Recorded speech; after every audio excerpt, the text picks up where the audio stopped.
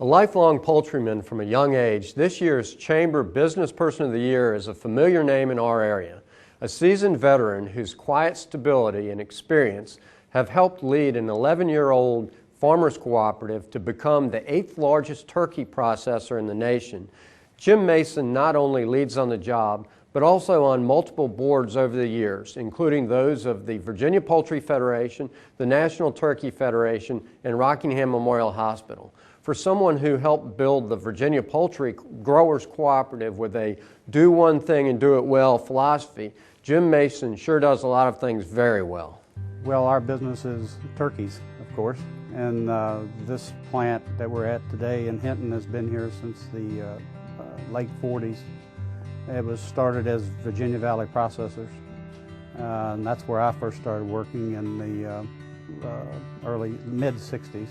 So the co-op was sold to Pilgrims, and then in the spring of 2004, Pilgrims announced they were going to close the plant and put about 160 farms out of business and growing turkeys. A guy by the name of Sonny Marheffer had the foresight and the gumption to get a bunch of growers together, and I was not involved in the turkey business at the time, but they knew I had been in the past, so they called me as well, and we started the formation of a cooperative. Our sales is in the area of 260 to 270 million.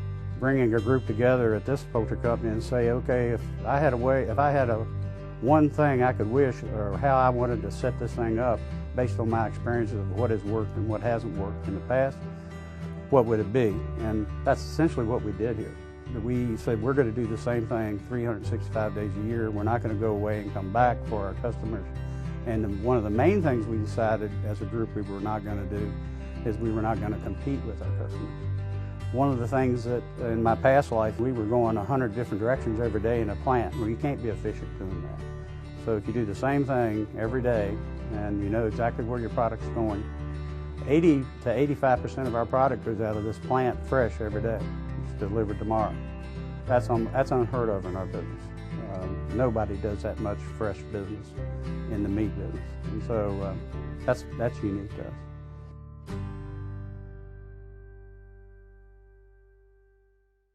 Please help me in congratulating this year's HR Chamber of Commerce Business Person of the Year, Jim Mason.